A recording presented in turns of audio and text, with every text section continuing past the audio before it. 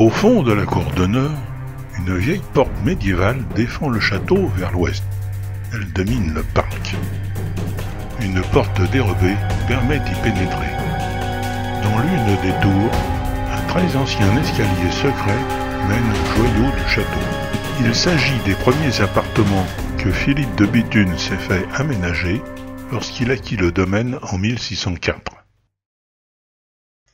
Plusieurs pièces sont aménagées, somptueusement décorées par des artistes italiens qu'il a probablement connus lors de ses ambassades à Rome pour le bon roi Henri IV.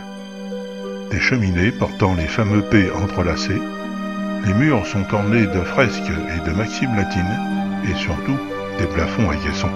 Rosaces décoratives et figures allégoriques sur fond bleuté, encadrées de bois doré, séparés par des cadres verts ornés de symboles dorés, constituent ces merveilleux plafonds.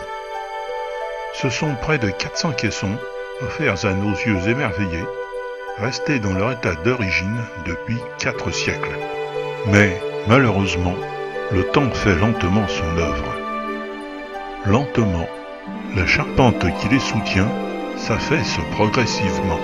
Des caissons se déforment, des croisillons se détachent, des décors se fendent.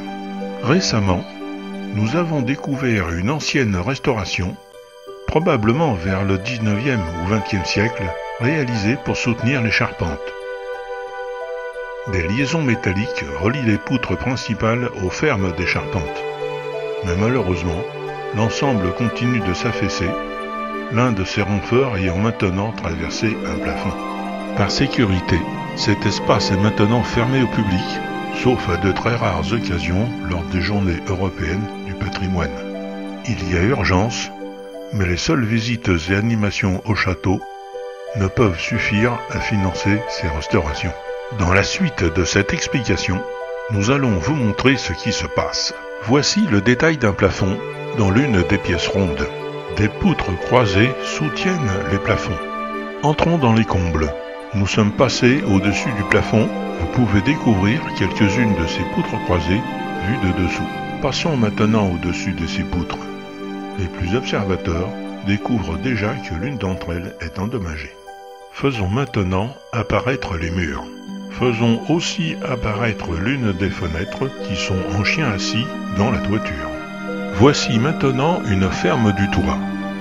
L'ancienne restauration, en marron dans la vue, montre la liaison métallique qui relie la poutre maîtresse du plafond avec l'arbalétrier de la toiture. Chaque pièce ronde possède 2 liaisons métalliques entre les poutres du plafond et les arbalétriers de la toiture. Ici, nous tournons autour de cette restauration. Arrêtons-nous un instant sur cette poutre endommagée. La majeure partie de la poutre est restée accrochée aux 2 liaisons métalliques. Mais ce n'est probablement pas le cas dans l'autre pièce, car nous avons montré que l'une de ces liaisons a finalement traversé le plafond. Mais nous n'y sommes pas allés vérifier par mesure de sécurité. Mais voici maintenant ce que nous avons découvert dans les combles. Il fait sombre, mais observez le renfort métallique attaché à l'arbalétrier. Certaines pièces de la charpente sont en mauvais état.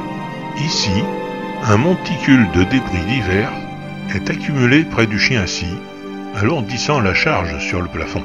Voici comment est constitué le plancher situé au-dessus des plafonds.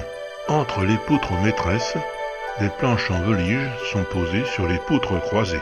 Sur ces planches, un lit de sable est étalé, et sur ce sable, un carrelage permettait de visiter les combles. Les murs et les plafonds des combles sont recouverts de torchis, mélange de sable et de chaux armés de paille, cloués sur les charpentes.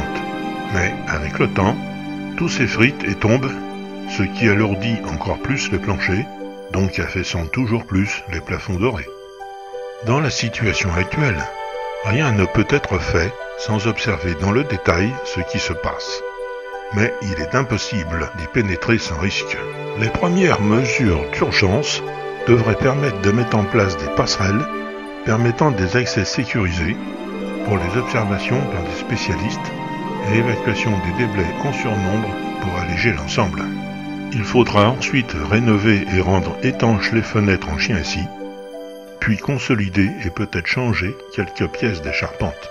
Pendant ce temps, des restaurateurs examineront par-dessous les décors des plafonds pour indiquer ce qu'il conviendrait de faire. La tâche est longue et onéreuse.